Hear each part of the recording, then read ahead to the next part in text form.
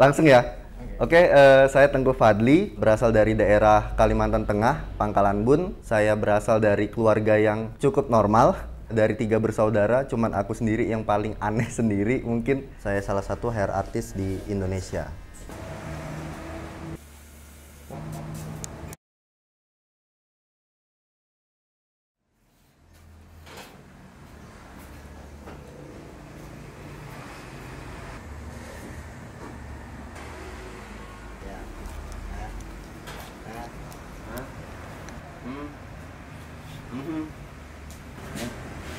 Tadi kenapa nangis?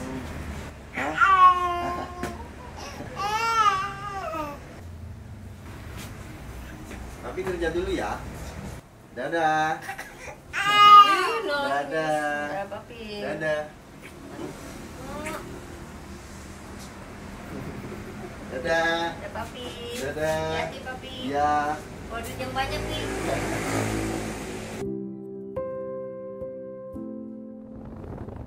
Kalau orang tuaku itu dari dulu emang bener-bener pengen ngedidik anaknya tuh mengikuti sesuai apa yang mereka mau, bukan mencari tahu apa nih keinginan anaknya. Emang dari kecil tuh mengikuti apa yang mereka mau terus, tapi itu tuh di situ nggak ada kenyamanan. Ketika aku ke Jogja, aku pengen kuliah. Waktu itu kan pengen kuliahnya ngambil fotografi. Karena aku emang suka dengan motret gitu, kayak suka aja ngeliat-ngeliat hal-hal yang berbau fotografi gitu. Orang tuaku itu pengen anaknya tuh jadi kayak pegawai negeri, terus kerja-kerja di kantoran. Dan pada saat 2010 waktu aku ke Jogja untuk kuliah, itu tuh pas lagi di masa-masanya anak-anak IT kan lagi naik-naiknya banget tuh. Jadi kalau misalkan kerja di bagian komputer pasti ada duitnya kayak gitu. Nah, orang tua kepikiran ke situ. Ya udah akhirnya aku ikutin. Nah, tapi ketika berjalan 3 tahun, ternyata aku ngerasa bener-bener udah nggak sanggup nih. Ini bukan aku banget nih. Kayaknya aku untuk sekarang nggak bisa terus-terusan nih ngikutin apa yang mereka mau, karena emang bukan jadi diriku sendiri kayak gitu loh. Akhirnya 2013 aku cut kuliah. Aku memutuskan untuk terjun ke dunia rambut. Akhirnya berantem sama orang tua, sempat disuruh pulang. Kamu kalau misalkan nggak kuliah, ya udah kamu pulang aja ke Kalimantan. Ngapain kamu di sana? Jauh-jauh cuma jadi tukang cukur lagi katanya kan. Tukang cukur mah di Kalimantan juga bisa kayak gitu loh. Tukang cukur tuh masih kayak dianggap sebelah mata gitu loh, kayak pekerjaan yang nggak bisa menjanjikan gitu loh. Orang tua itu kan salah satu orang yang paling dekat kita ya, bapak ibu gitu. Sebenarnya ada rasa kecewa kenapa orang terdekatku tidak mensupport apa yang aku inginkan, yang emang bener-bener menjadi diriku sendiri gitu loh. Nah disitu jadi triggerku aja, semangat aja membuktiin ke orang-orang, ini loh kerjaan seperti ini tuh yang emang orang suka tuh nggak bisa diremehin seperti itu. Mau sekecil apapun kalau dia suka di bidang itu pasti suatu saat tuh bakalan jadi besar gitu loh. Udah dari situ dicoba saranin sama temanku, coba mending daripada kamu nggak jelas main sana sini, nggak kuliah segala macam, kenapa kamu nggak coba kerja di potong rambut aja, kan kamu emang suka juga di situ. Oh iya juga, ya udah akhirnya aku coba kerja di barber 2013 dan ternyata ya emang seru ya ini kayak gitu loh. Dari segala bidang yang aku jalanin, kayak dulu kan pernah main musik juga, suka fotografi juga, tapi tuh ketika ngejalanin bidang-bidang hal yang seperti itu ya emang sekedar suka aja. Rasa percaya dirinya yang 100% tuh nggak ada di situ. Tapi ketika aku menjalanin bidang dipotong rambut, rasa percaya diri 100% tuh ada di sini gitu loh. Dan dari situ akhirnya aku sadar bahwa oh ini nih, ini aku nih gitu loh. Aku pekerjaannya di sini, bukan dia yang lain lagi. Ya udah akhirnya dari 2013 profesional, fokus sampai sekarang kayak gitu.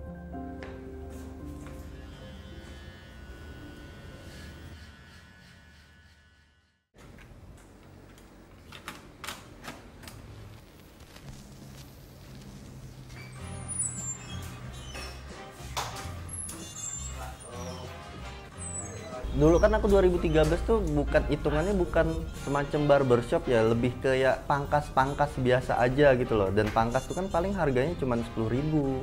15.000, 20.000 aja udah mahal gitu loh, 20-25.000. Karena kan zaman 2013 itu kan barbershop konsep aja masih harganya 25.000 gitu loh. Jadi kayak gajinya itu juga masih sedikit juga. Nah waktu itu kan karena emang aku sudah nggak diurusin orang tua, ngerasa kerjaan di barber nih kurang cukup nih untuk ngehidupin aku di Jogja. Akhirnya aku inisiatif setiap kali pulang kerja potong rambut, aku tuh minjem alat-alat di barber. Jadi kalau misalkan pas pulang ke rumah masih ada waktu, aku masih bisa nerima orang-orang lagi nih. Karena kan kalau di barber apalagi waktu dulu kan gaji pokok nggak cukup buat hidup. Akhirnya aku mutusin untuk nambah pekerjaan lagi, kayak potong rambut di rumah sambil nyuci sepatu juga. Karena kan lumayan lah nambah-nambah gitu loh. Kalau mengharap di kerjaan di situ aja ya nggak bakalan bisa gitu.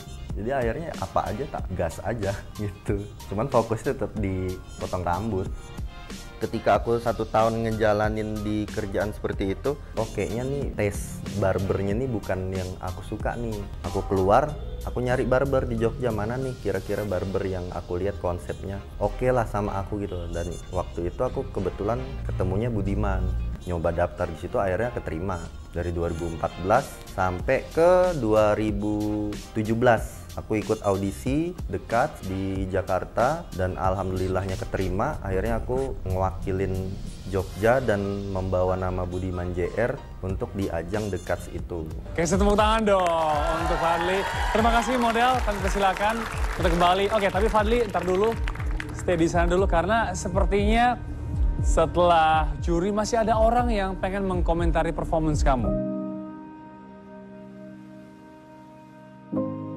Pada saat aku di dekat tuh keadaannya emang orang tua aku tuh nggak tahu awalnya kalau aku tuh bisa sampai ke situ. Itu aja taunya gara-gara dibilangin sama kakakku, karena kan aku kan kontekannya paling sering ya cuman sama kakak, karena kan backgroundnya waktu itu emang aku tuh kurang akur sama orang tua gara-gara masalah itu kan, karena aku nggak mau kuliah lagi gitu. Tapi ketika pas mereka tahu aku di bidang situ sampai berhasil ke TV nasional, akhirnya baru di situ tuh orang tua mulai kebuka hatinya, oh ternyata anakku tuh emang di bidang ini pekerjaannya. Dan mereka akhirnya bisa mensupport itu tuh bener-bener kayak ada kebahagiaan tersendiri gitu loh. Akhirnya orang terdekatku tuh bisa mendukung aku gitu loh di bidang itu.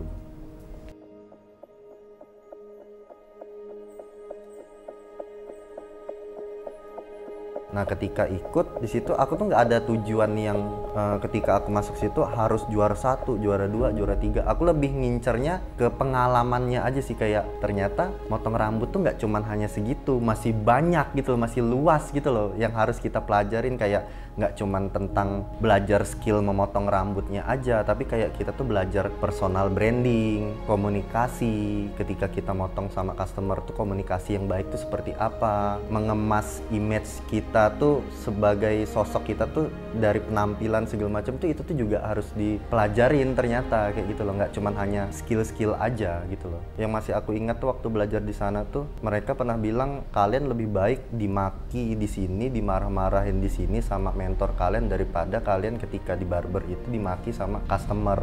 Perlombaan yang sebenarnya itu ya ketika kita keluar dari kompetisi itu, gimana caranya kita bertahan, caranya kita nge-branding bendera kita yang kita bawa ke publik seperti apa, mencari customer sebanyak mungkin, yaitu sebenarnya perlombaan yang sebenarnya kayak gitu.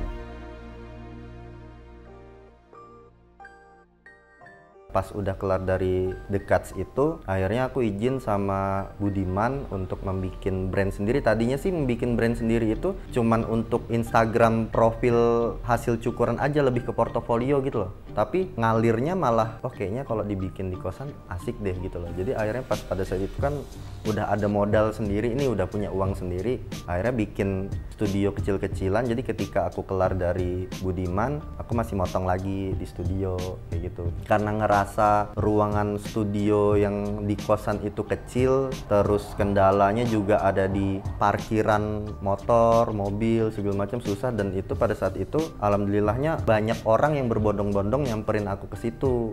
Cuman bertahan 4 bulan, akhirnya pas kebetulan Budiman yang di Sturan itu kan mau pindah nyari tempat. Terus mereka ngajakin gimana kalau kita kolaborasi nih antara Tengku Fadly Studio X Budiman JR.